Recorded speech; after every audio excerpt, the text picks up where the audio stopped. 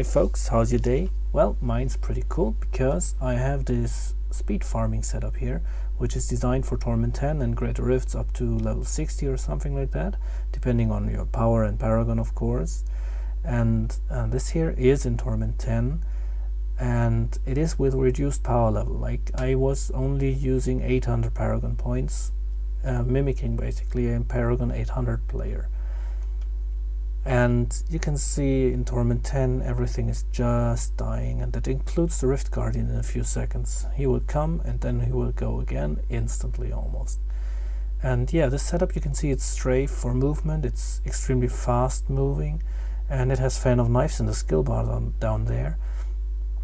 And this combination, the idea of that is around for quite some time, and it was neglected in the last patch because the power of Fan of Knives was not quite there to do what it does here. Boom. Rift Guardian dead in one shot. Without convention of elements, basically. Okay, and yeah, but now Fan of Knives with the Lord Greenstone's fan, which got its damage doubled, is actually worth it, even in speed farming. And this is also due to the changes to some damage gems, like for example Pain Enhancer. The damage of Pain Enhancer got a big increase in this patch, and that means that Pain Enhancer alone is enough to kill trash and even elites. Look at these elites here, no Fan of Knives used, and they just died from Pain Enhancer basically. And like, yeah, it's enough to kill elites, and so you do not need to focus on strafe 100%, so you can use other things as well, and this is what is going on here. And this is in G50 now with the full power level of my profile, so yeah, you can see how fast it is. Look at the progress bar, and this is really amazing. The gameplay is so amazing because you're just strafing, and once you encounter the elite, you press your Fan of Knives and it's just dead. And of course, the higher you go, the harder it gets, and at some point you want to switch in something like Convention of Elements, and look at that Rift Guardian. Boom, of course with Power Pylon, but that doesn't really matter. And this setup really utilizes both strafe as something to distribute Pain Enhancer power and Fan of Knives in a very, very good combination. And you can see that it's extremely fast and powerful and really, really efficient. And I really enjoy that gameplay. It's so cool. And I doubt that there is something that can potentially be faster for the Demon Hunters, because it's killing while it's moving, and you don't really have to stop for killing elites, because usually you move around and you get an elite pack every few seconds, like 4 or 5, which is already enough to reset the cooldown of Fan of Knives and to give you enough stacks of your Fan of Knives dagger, Greenstone dagger, to really kill them in one go if you're in T10 or in low enough Greater Rifts. That is essentially what you see going on here. Let's just wait a few more seconds to kill the Rift Guardian.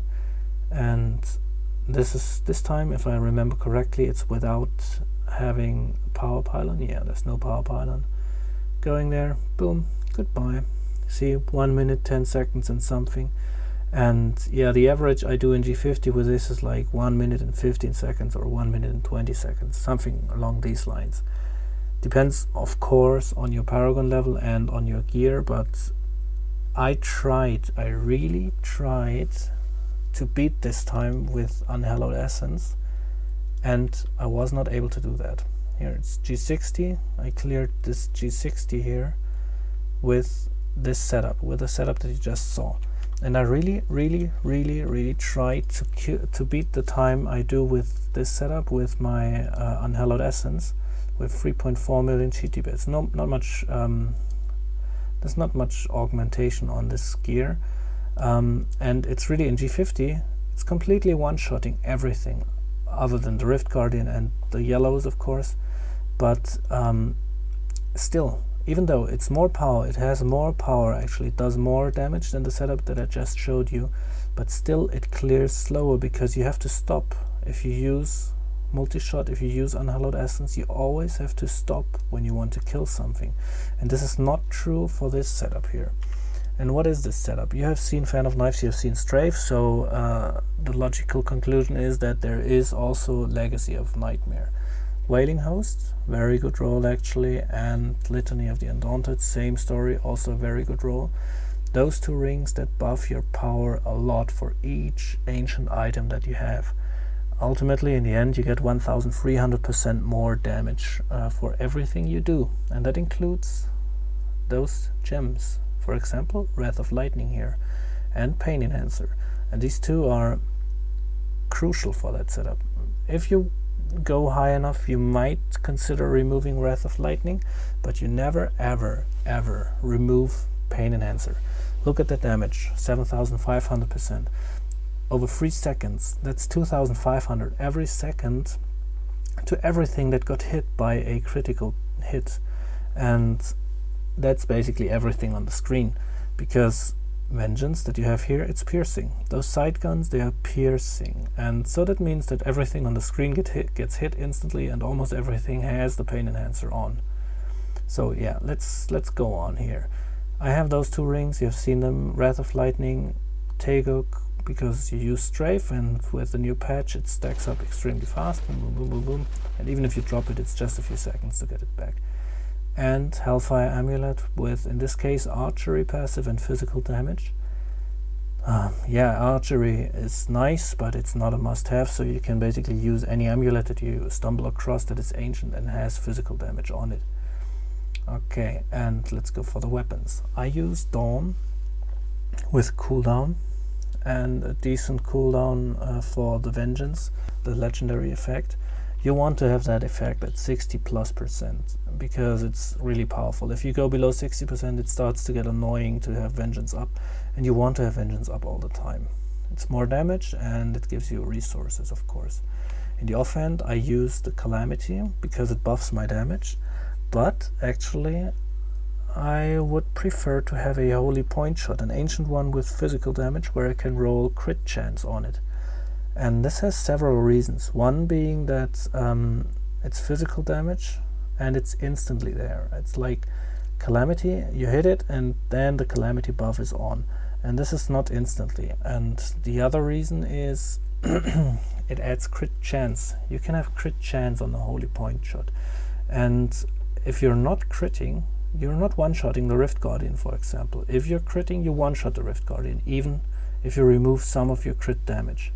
Because this is just how it works. If you get some stacks of Fan of Knives, you will one-shot the Rift Guardian. So a Holy Point Shot, or even actually if you play hardcore, for example, or you want to be on the safe side, a Lidless Wall with physical damage, that would be also a good option.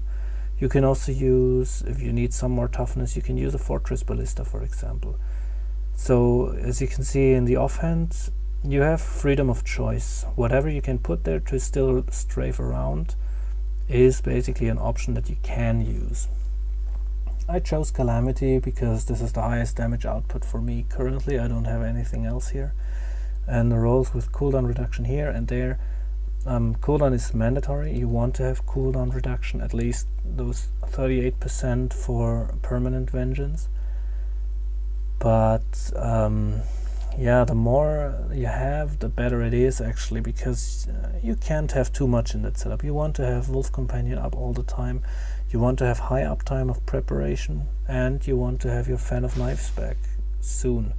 Like this is 5 seconds cooldown, yeah, or 6 seconds. You can see that in the Fan of Knives stack here, and it's a bit high, but it is okay to do it like that. Alright, and the rest of the gear. Of course, strafing around, moving all the time, that means hexing pants for more damage and resources, and the Mantle of Channeling for more damage and toughness. Actually, in the Mantle of Channeling, the roll I have here, it's not what I desire. I would prefer something with Dex, Wit, resource cost reduction, and cooldown reduction. And I will talk about why in the skill section. Same here, St. Archie's Gauge. This one has crit chance and cooldown with Dex and Wit. I would actually prefer removing Vitality for cost reduction. Yeah, not for crit damage. Maybe for crit damage if the cost is nice then, but yeah, that's that's something to struggle upon. Like, there's no optimal choice here. Basically, you want to have crit chance, crit damage, dex, cooldown, resource cost, and it's all fighting over each other. Probably the best choices are cooldown, crit chance, and then either crit damage or cost reduction. And also on the weapons, yeah, that's something that I forgot about, using something like a holy point shot. If you have a holy point shot or quiver or a shield, if you use a 10% damage increase roll, like on that fortress ballista here, plus 10% damage, if you use that on your weapon, it applies to everything by 100%. If you have two weapons in your hand and one of them only has a plus 10% roll, it actually only counts for this weapon and whatever you do with this weapon. And that means it's like, usually, apart from Fan of Knives, it's a 50% efficiency then. So adding 10% damage on the weapon is worthwhile when you use a quiver, but not when you are dual wielding. Yeah, that's one of the reasons. Okay, yeah, I was at the gloves here. Braces are Wazichians for more speed. Helm, in this case, Andariels with physical damage and no attack speed, because you don't need attack speed. And physical damage here in the helm, that's the only thing that can boost the damage of your Fan of Knives. And at the same time, pain enhancer in this setup. The chest here, Black Feather, that's basically random. I just wanted a chest with maximum discipline and hatred regen, and that's it. There is the beacon sail. Let's go to the cube so you can see that. There's the beacon sail that basically adds a cheat death passive, which is very nice but not really mandatory. That's the cloak I would prefer actually if I would have it, but I don't have it currently, so I just use whatever I have. Belt, Crown's buff belt for more speed. It's easily exchangeable for a witching hour, for example, and in the ideal case you get a witching hour that doesn't even have attack speed, because attack speed is not really, it's not a desired stat in that setup. Here, something like this. So you can have the damage increase and still some nice toughness amount. But yeah, that's something that it's hard to come by, something like this. Alright. Boots, you can also use anything you like. Firewalkers are nice to add a little bit of damage, but it's really not, it's not mandatory. You can use whatever you like, whatever you have. You can use, for example, ice climbers for more cold damage reduction, but yeah, the difference is not very high. Alright, that's basically it. Let's go to the cube. Of course, you have seen Lord Greenstone's fan in the cube, and I have Nemesis braces here, and Convention of Elements. If I'm going lower, like G50, I replace the Convention of Elements with the Obsidian Ring of the Zodiac, so I can like use Fan of Knives every 3 seconds or 4 seconds, and this is enough to kill elites at this level for my paragon and my gear. So there is, at some point, there is this, like, you will want to use Convention of Elements after some point. In my case, it's G60 and above. And same with Nemesis braces, you can remove them from the cube and use them here in the gear slot, and then put something else in the cube. For example, you can use the Acular Cuirass in the cube, or Visage of Junes, and then use the Acular Cuirass here if you have enough resource cost reduction. So there are a lot of options that you can choose here in the chest slot, for example, and the gear. That's the freedom that we get with the Litany, with the Legacy of Nightmare setup. Okay, but let's go to the skills. Skills are the Wolf Companion, of course, for more damage, Strafe, Drifting Shadow for the movement speed, Shadow Power, Shadow Glide, also movement speed, and once again you can alternate that to, for example, Gloom for more toughness and a lot of healing. Yeah, Shadow Power is actually really cool because it heals you very fast, and Gloom gives you more toughness, which is not needed in T10, but yeah, if you go higher, and this setup can easily do G70 or something like that, depending on, you will just have to sacrifice speed for power or toughness, and then you can do that easily. Then Fan of Knives, Assassin's Knives. I use this one because I have physical gear, and physical gear I use because I have Pain Enhancer in, so yeah, it synergizes well. And the only rune that is a bit stronger is the Pinpoint Accuracy, the Lightning one.